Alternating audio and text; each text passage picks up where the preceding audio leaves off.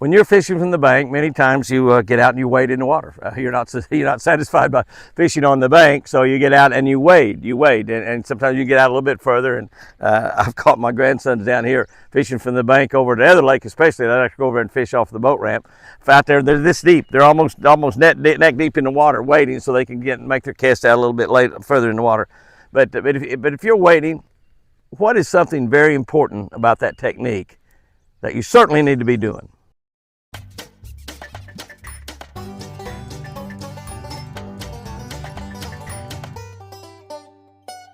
Good morning, guys and girls. June 4, reading from the Catch of the Day book on the Catch a Better Life channel on YouTube. Jimmy Houston Outdoors, all capital letters, on Facebook. This is a daily devotional channel that where I read from the Catch of the Day and also the Catch a Better Life, 2 daily devotional books that I've written.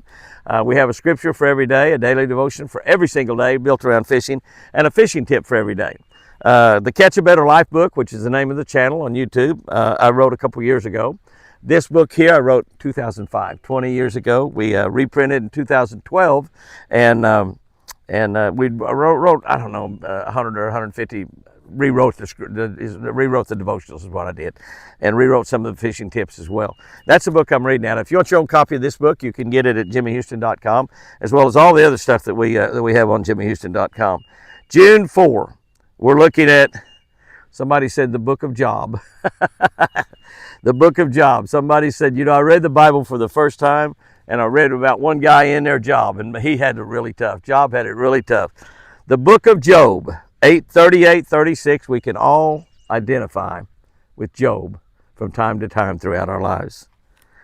Job 38:36 says, "Who puts wisdom inside the man, or understanding in the heart?" You know who's saying that? That was God speaking to Job. And he said, Job, who puts wisdom inside the mind, or understanding in the heart? How much of fishing is luck? How much is skill? 60-40, 80-20, 90-10, 50-50?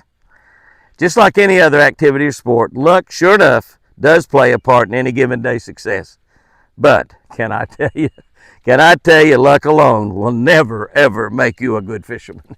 It will never make you a great fisherman, absolutely no doubt about it.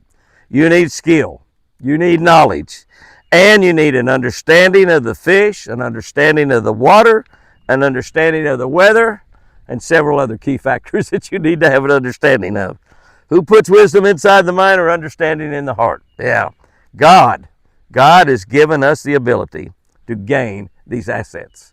Those are assets that we have the ability to gain as we live our life. Can I tell you, we have more available to us now than ever to help us improve in our fishing. But perhaps nothing helps us more than getting out on the water and putting our information to work. You know my rule of thumb. The very best tip to become a better fisherman. You say it for me? Go early, stay late. Go early, stay late. Very best way to become a better fisherman. That's where you will acquire the wisdom, the knowledge, and the understanding to become a better fisherman. On your next fishing trip, take along somebody that you never fished with before. That's a really good tip in itself. And pay close attention to how that person is fishing. Can I tell you, both of you are going to learn something.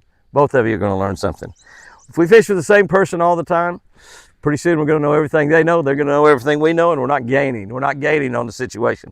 That's what makes tournaments so great. The early tournaments we fished in BASS and Project Sports, and we had partners we fished with, not co-anglers, not TV guys, not reporters or guys from Bassmaster Magazine. We fished with another competitor, standing side by side with Roland Martin, Ricky Clunn, Ricky Green, Denny Brower, Guido Hibden, on and on and on and on. Some of the greatest fishermen of all time, standing side by side in front of the boat, battling for every single cast. That's how you learn how to become a good bass fisherman. Here's our tip for today, and this is a particularly great tip because not too long ago, right here in Oklahoma, I had a news story about a man fishing in one of the lakes up in the Oklahoma City area that they found his body. He was fishing from the bank, and they found his body in 8 foot of water. Now, I don't know if the man had gone out wading or if he got hung up and waded out to get his lure. I don't know what happened. I have no idea. I don't even know if he was bass fishing or catfishing or crappie fishing or what he was doing. But they found his body in 8 foot of water.